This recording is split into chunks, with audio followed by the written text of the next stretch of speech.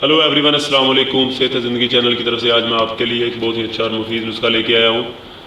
जिन लोगों को दिमागी कमज़ोरी है, ख़ास तौर पर स्टूडेंट को सबक याद नहीं होता, उसके अलावा बड़ों में भी ये बीमारी जो है वो पाई जाती है कि उनको बाज़ दफ़ा काम करते वक्त उनको कोई काम याद नहीं रहता या कुछ करते वक्त उनको बाज़ दफ़ा चीज़ें भूल जाते हैं।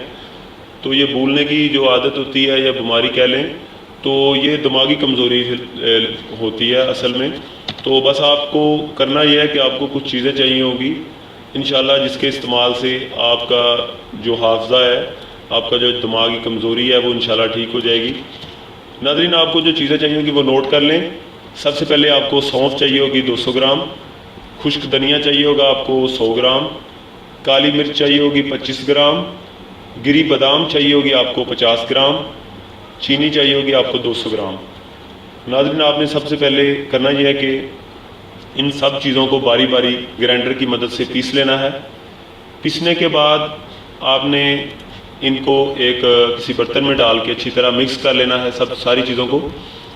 उसके बाद आपने किसी डिब्बी में, किसी शीशे के जार में या किसी भी बर्तन में आप इसे महफूज कर लें।